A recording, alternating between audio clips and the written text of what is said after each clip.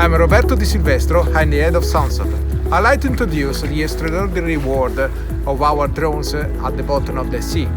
Sonsub was tasked to pursue the business of the subsea life of field by leveraging on our in-house engineering competence and on distinctive technologies. Back in 2017, Sonsub identified that resident subsea drones are the right response to the need of collecting data, react and intervene when required on the subsea asset in an economic and environmentally sustainable way. Resident drones and their ability to be remotely controlled further reduce the need of flying specialized people offshore by reducing cost and again pollution. But what Hydrone is?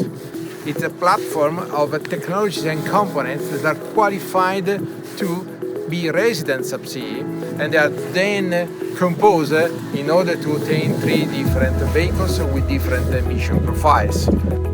One example is the Hydrone R. The Hydrone R is an all-electric hybrid ROV that can operate subsea for more than 1 year in a water depth of 3,000 meters and execute intervention tasks and autonomous inspection.